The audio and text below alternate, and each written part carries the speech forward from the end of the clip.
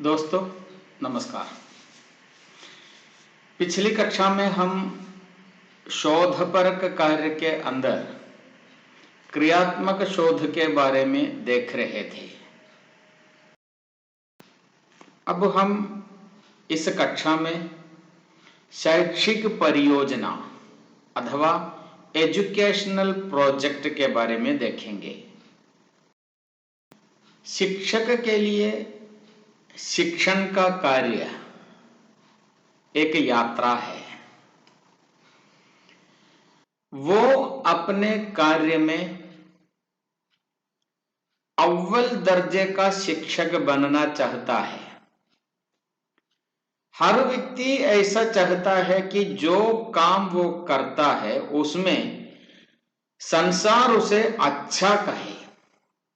तो शिक्षक भी तब एक अच्छा शिक्षक बनता है जब समाज, विद्यालय, छात्र, सहयोगी इत्यादि शिक्षक को अच्छा शिक्षक जब कहते हैं वो अच्छा शिक्षक बनता है। और हर शिक्षक ये चाहता भी है कि उसे एक अच्छा शिक्षक कहें। तो एक अच्छा शिक्षक बनने के लिए अनेक कार्यों में जुटे रहना होता है। उनमें एक कार्य है शैक्षिक परियोजना।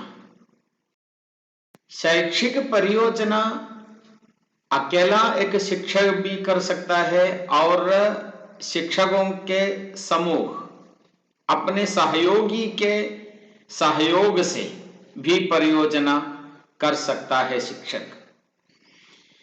उदाहरण के लिए हिंदी कक्षा में, वैसे हम जानते हैं कि हिंदी केरल के छात्रों के लिए हिंदी मातृतर भाषा है। उस भाषा में छात्र निपुण नहीं है।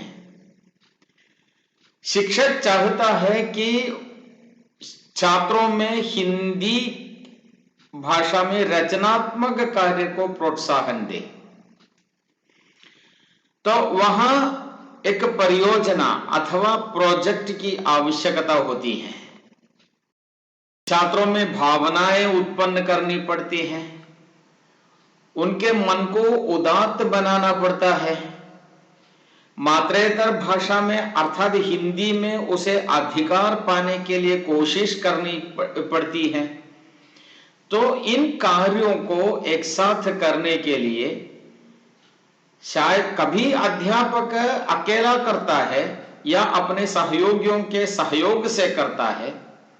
परियोजना वहां अच्छा काम करता है। शिक्षक के लिए परियोजना छात्रों को आगे बढ़ाने के लिए करने वाला एक प्रयत्न है। हर शिक्षक का दायित्व है कि वास्तविकता के धरातल पर छात्र को ले आए और वास्तविक दुनिया में जीने के लिए उसे प्रेरणा दे। क्योंकि जीवन वास्तविकता है, कल्पना मात्र नहीं है। इसके लिए छात्र की जानकारी गहरी होनी चाहिए और उनका समझ गहरा होना चाहिए। परियोजना एक चुनौतीपूर्ण कार्य है। परियोजना के निर्दिष्ट उद्देश्य होते हैं। हम जानते हैं शिक्षण का कार्य सौद्देश्यपूर्ण है। शिक्षण को सरल बनाने के लिए परियोजना है, शिक्षण को प्रभावी बनाने के लिए परियोजना है। तो वो परियोजना भी उद्देश्यपूर्ण होती है।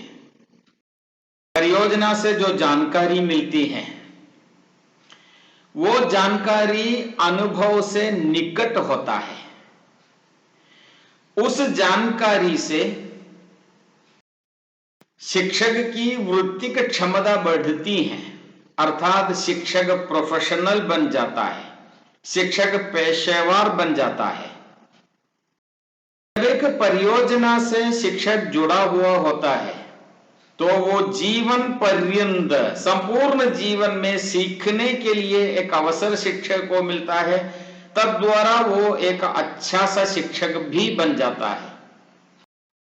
परियोजना की सबसे बड़ी विशेषता यह होती है कि जब अध्यापक परियोजना कार्य में जुटा रहता है, उस समय ज्ञान का अर्जन भी करता है। परियोजना ऐसी एक प्रक्रिया नहीं है कि परियोजना करने के बाद जानकारी प्राप्त हो, बल्कि परियोजना जब करता है उसी समय जानकारी हासिल करके, ज्ञान हासिल करके ही शिक्षक आगे बढ़ता है। अन्यथा परियोजना का उद्देश्य पूर्ण नहीं होगा। किसी विषय को टेक्स्ट पुस्तक में पढ़कर ज्ञान अर्जित करना परियोजना नहीं है। परियोजना जीवन के अनुभवों से मिलता है। इसलिए हर परियोजना के 3 आधार होते हैं। हमने कहा करके सीखना परियोजना की एक विशेषता है। परियोजना की दूसरी विशेषता है कि जीवन से सीखना, लर्निंग बाय लिविंग, जीवन से सीखना। और परियोजना का तीसरा आधार है सहयोग और साहचर्य द्वारा सीखना, learning by cooperation and association. परियोजना सक्रियता को बढ़ाने वाली एक प्रक्रिया है। हम जानते हैं परियोजना उद्देश्यपूर्ण होती हैं और परियोजना लाभदायक भी होती हैं। परियोजना के कार्यों में स्पष्टता होती है, और जहां लाभदायक नहीं है, जहां परियोजना में स्पष्टता नहीं है, उस परियोजना से कोई प्रयोजन नहीं रहता। शिक्षण के दौरान अनेक योजनाओं को इस्तेमाल करना पड़ता है, अनेक विशेषज्ञता को इस्तेमाल करना पड़ता है। इनमें परियोजना काफी प्रभावशाली सिद्ध होता है। हमने पहले कहा परियोजना से शिक्षक सीखता है। शिक्षक के शिक्षण के कार्य में जिससे मदद होती है। शिक्षण के और सीखने के विशेष कार्य को स्वायत्त बनाने के लिए परियोजना को सावधानी पूर्वक एवं पूर्व निर्धारित तरीके से लागू करना चाहिए। परियोजना के प्रमुख 3 स्टेप होते हैं: शुरुआत, कार्यान्वयन और परिणाम।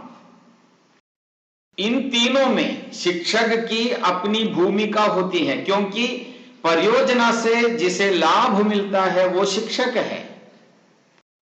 शिक्षक द्वारा करने वाली परियोजना का मुख्य उद्देश्य है कि शिक्षण प्रक्रिया में छात्रों को प्रभावी बना दे।